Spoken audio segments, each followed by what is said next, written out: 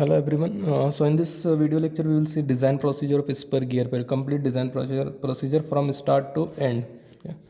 So in this design of a spur gear, the input parameter that you required whenever you are designing a spur gear pair or any gear pair, the input parameter that you required is nothing but power, speed of pinion and gear ratio, either speed of pinion or speed of gear, whatever. Okay, so any one speed you need and gear ratio, reduction ratio you need from the user.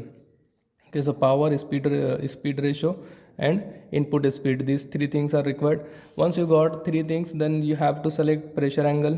Okay, so normally whenever it is not given, so you have to select alpha is equal to 20 degree full depth involute system. For 20 degree full depth involute system, alpha is equal to 20 degree. Then ZP, number of teeth on pinion, ZG, number of teeth on gear, then BHN, Brinell hardness number of the material, then SUT for pinion, ultimate tensile strength for pinion, ultimate tensile strength for gear, SUG, factor of safety, then application factor, load distribution factor and IT grade. These things you have to select whether it is given in the example, so you have to take that one, or if it is not given you have to select. So whenever alpha is not given, you can select alpha as 20 degree. Whenever ZP is not given, you can go for ZP as 17. Okay, for 20 degree full depth involute system, minimum number of teeth is 17. BHN you have to take according to the material. SUT, SUG you have to select according to the material. If it is not given, you can select the proper material according to the application and you will get these three things. Factor of safety will vary from 1.5 to 2 normally. Okay, so if it is not given, you can take factor of safety as 1.5. CA, application factor, if it is not given, CA, CM. So for actually in the book, for different applications, the factor of safety and application factor and load distribution factor is given. But if when you are solving in the exam, so for that purpose you can assume CA as 1 or CM as 1. Okay, if IT grade is not given, you can go for IT grade 6 or 7. Okay. So here these things you have to select. Then after that you have to calculate sigma BP. Sigma BP is nothing but here you can calculate. In the last lecture we have seen sigma BP how to calculate. So sigma BP is nothing but SUP divided by 3. Sigma BG is similarly SUG divided by SUG by 3. So you can calculate sigma BP and sigma BG by using the material ultimate tensile strength. Then YP and YG are according to Lewis form factor. According to the tooth system, there are three different formulas for YP. Okay, so Y, Lewis form factor. So you can calculate Lewis form factor based on your tooth system. If not given, you have selected tooth system as 20 degree, and according to 20 degree full depth involute system, YP is 0.484 minus 2.87 divided by ZP. Okay, so this is the formula for 20 degree full depth involute system. So according to your tooth system, you have to calculate YP and YG. Then after that, you have to calculate sigma BP into YP and sigma BG into IG, this product. Okay, so this product you have to calculate. Now this product will decide the weaker element. If suppose your sigma BP into YP is less than sigma BG into IG, means your gear is stronger.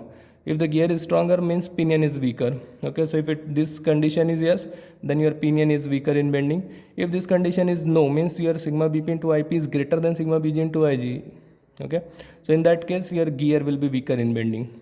Okay. So once you have decided the weaker element, if suppose your pinion is weaker, you have to calculate the beam strength of pinion by putting this formula. SB, beam strength is equal to sigma BP into B into M into YP, where sigma BP is just we have calculated here.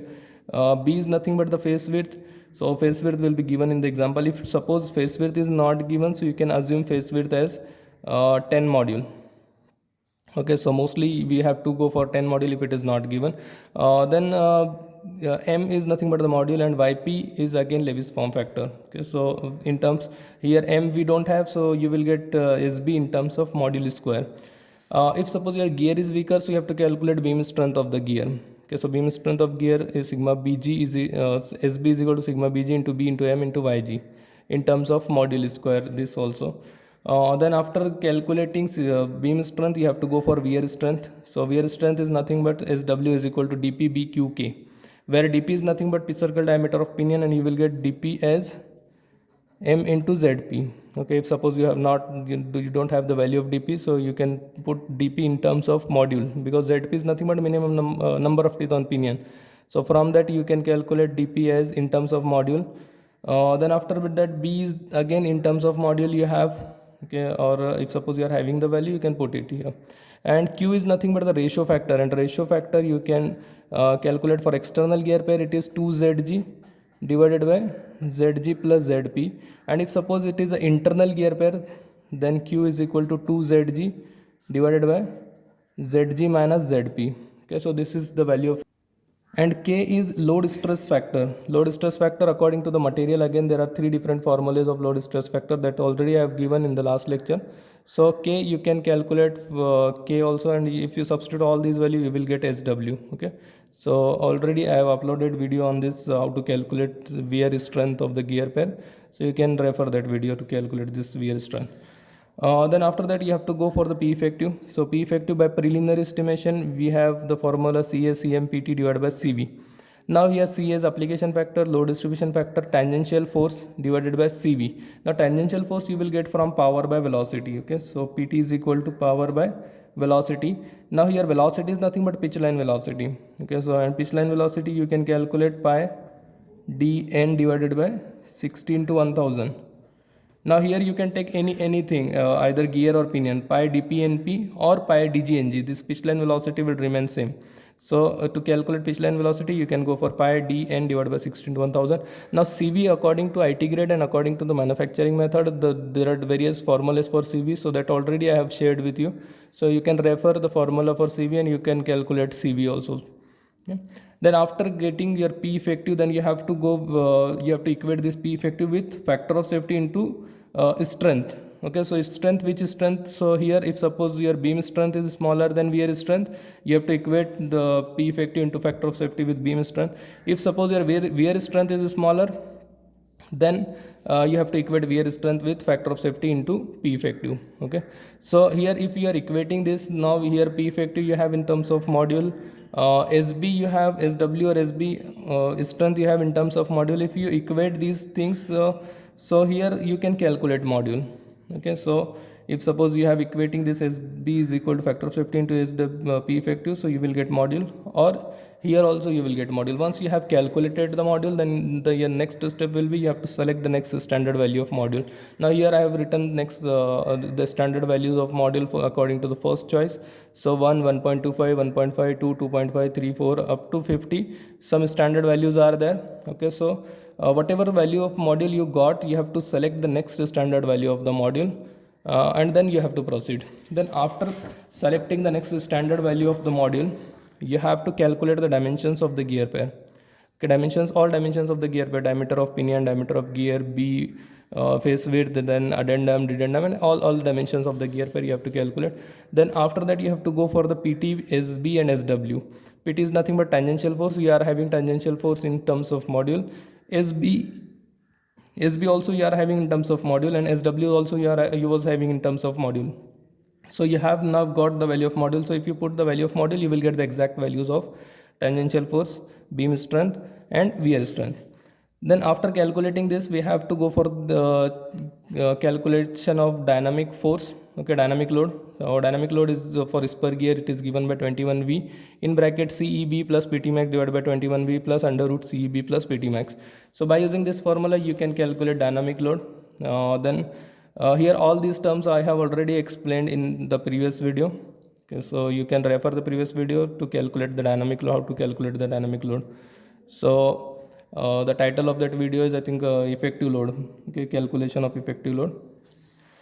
Then after that I will share the link in the description box for the previous video also. Okay. Then after that you have to calculate P effective by considering this CA, CM, PT plus PD. Okay, so this is your precise estimation of effective load.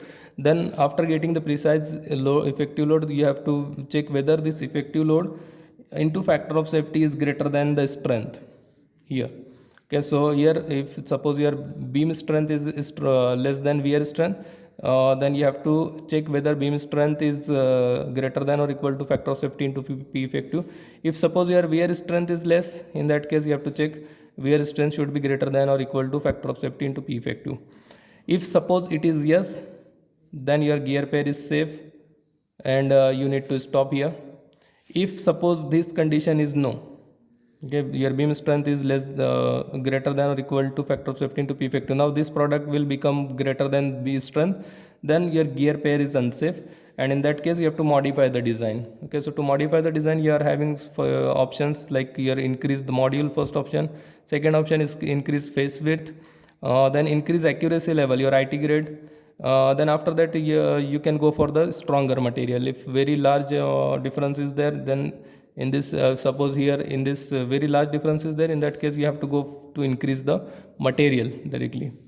Okay, and then after increasing the after modifying the design, again you have to calculate the dimensions of the gear pair, and you have to repeat the procedure, then calculate this thing, then PD, then P effective, then this, and then again you have to come back here, and again you have to if suppose it is no, again you have to modify it. So you will continue in this loop until you get the safe, until this condition is satisfied. If it is yes, then you have to stop. Okay, now in this case, if suppose your wear strength is smaller than the P effective into factor of safety, so in this case what you have to do again, if suppose it is no, so in that case your gear pair is unsafe, and you have to increase, you have to modify the design. So here a few options are there against the wear failure. So increase module, first option. Second is increase face width, then increase BHN and BHN of the material, and the last option is increase accuracy level. Okay, so here again 4 options are there.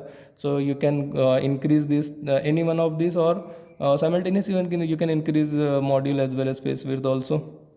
But in numerical, whenever you are solving the numerical in examination, you must have to go for module only, here also and here also. You have to increase the module, and then after increasing this, you have to again calculate all dimensions of the gear pair, and then calculate again this thing, this PD, then P effective, then you have to come back here, and you have to again check whether this condition is satisfying or not. If condition is satisfying, then you have to stop. If no, again you have to repeat. Okay, so in this way you have to design the gear pair of spur gear.